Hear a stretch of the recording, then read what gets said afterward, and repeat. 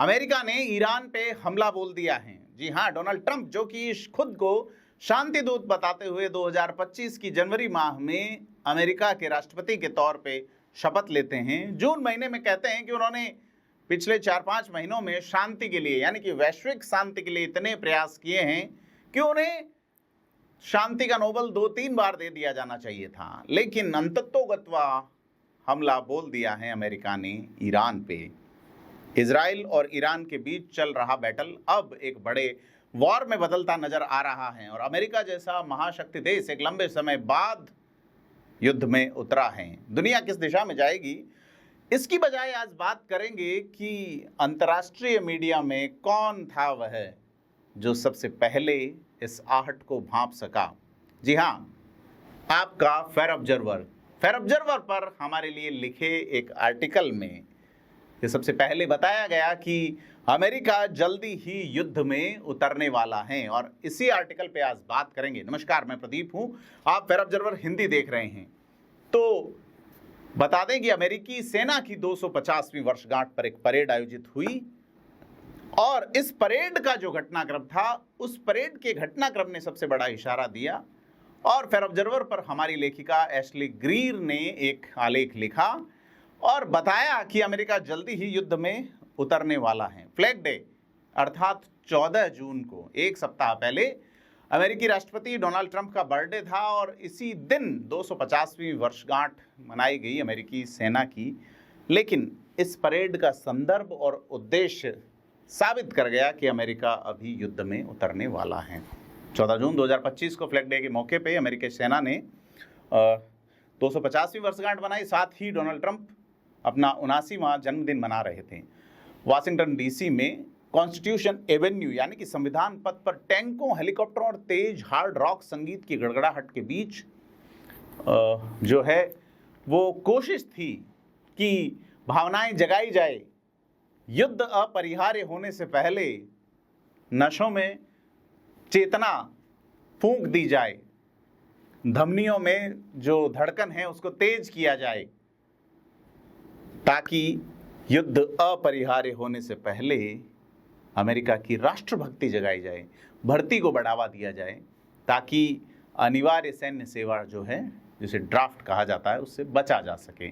Source ये कहते हैं कि परेड जो है वो महज मनोरंजन नहीं होती, वे वास्तव में चलते फिरते अनुभव होते हैं जो प्रायोजकों से दर्शकों तक संदेश पहुंचाते हैं। ऐतिहासिक रूप से मजबूत भावनाओं को जगा के कार्रवाई को प्रेरित करके उत्साह और समर्थन को उत्तेजित करती हैं परेडें। क्योंकि अमेरिका सेना इस आयोजन में सिर्फ तालियां नहीं चाहती थी, वो तैयारी चाहती थी। युद्ध की चेतावनी थी अमेरिका की भेद्यता। यह परेड एक जो है युद्ध की चेतावनी होने के साथ साथ हथियार उठाने का आह्वान थी। और यही हमारी लेखिका ने लिखा है कि इसी आधार पर उन्होंने ये आकलन किया कि अमेरिका कुछ वर्षों में या शायद इसी महीने किसी बड़े युद्ध में शामिल होगा।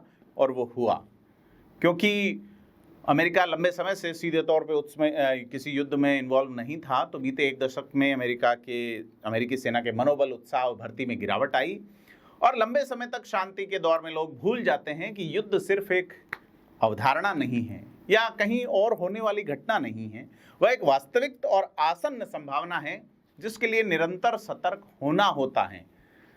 और अधिकांश अमेरिकियों को अब याद भी नहीं है कि युद्ध में क्या बलिदान देना पड़ता है। यही भूल नरम और भेद्य बनाती है। आपका जो कवच है अभेद नहीं रह जाता। तो वैसे अगर देखा जाए तो दुनिया में डोनाल्ड ट्रंप से बेहतर तमाशे के माध्यम से जो पावर है उसको सेल करना नहीं जानता, क्योंकि वह एक पावरफुल इमेजरी और आइकन्स यानी प्रतीकों के माध्यम से संदेशों को सटीकता से संप्रेषित करते हैं। डोनाल्ड ट्रंप के लेवल का माहिर आदमी इसमें कोई है नहीं, क्योंकि कहा जा रहा है कि इस सेना परेड को शुरू से अंत तक देखने पर अमेरिकी सैन्य इतिहास में एक दृश्य क्रैश कोर्स यानी कि विजय और प्रभुत्व का एक सबक देखा गया और इससे सशक्त संदेश दिया कि विफलता कोई विकल्प नहीं है। और जो लोग परेड देखने गए थे वो सेना का समर्थन करने के लिए गए थे, न कि किसी प्रेसिडेंट का बर्थडे सेलिब्रेट करने के लिए। तो दर्शक जो है वो टैंक, नई टेक्नोलॉजी और सैनिकों के करीब आना चाहते थे, उनमें जिज्ञासा थी। तो परेड कार्यक्रम में जो मर्दाना संगीत, हैवी मेटल और हार्ड रॉक का जिस तरह से प्रयोग किया गया, इसे आमतौर पर वाइट पुरुष जो है वो पसंद करते हैं, श्वेत पुरुष। और बड़ी चीज़ ये है कि सेना के समर्थन जैसा म्यूजिक रहा था, और ये ऊर्जा जो है वो आकस्मिक नहीं थी, और सीधे तौर पे इसे जानबूझकर लक्षित किए जाने की बात हमारी लेखिका ने लिखी, जिसमें युवाओं को लक्ष्य बनाते हुए भर्ती जो है उसको बढ़ाने की बात थी कि जिन चीज़ों पे युवा ज़्यादातर जो है वो रेसलिंग, फुटबॉल और यूनिवर्सिटीज़ के जो और जा रहे हैं युवा, तो उन्हें देश की वर्दी में होना चाहिए। तो सारी चीज़ें हैं कि अमेरिका को अपनी सेना को तैयार करना चाहिए। इसकी दिशा उस परेड में नज़र आई, क्योंकि इस फ्लैग डे पे कोई भौतिक रूप से यानी कि फिजिकल रूप से लोग ज़्यादा नहीं थे, लेकिन ऑनलाइन मीडिया जो है उसकी वजह से अमेरिका में बड़े पैमाने पर इसकी पहुंच रही। तो हमारी लेखिका ने सीधे तौर पे लिखा कि यह मामला सीधे तौर पे इसी महीने में अमेरिका को एक युद्ध की ओर ले जा सकता है, और ले गया। तो हमारी जो लेखिका हैं एशली गियर, वॉशिंगटन की मूल निवासी हैं, daughter of the American revolution, एक पुष्प सज्जाकार जिसे फ्लोरल डिजाइनर कहा जाता है, और इंडिपेंडेंट लेखिका हैं। और उन्होंने आर्ट हिस्ट्री में पोमाना कॉलेज से ग्रेजुएशन किया है अपना, और मीडिया अध्ययन पर काम किया है। तो कैसी लगी आपको रिपोर्ट, हमें कमेंट करके बताएं। वीडियो को लाइक शेयर जरूर करें, चैनल को सब्सक्राइब करें। धन्यवाद।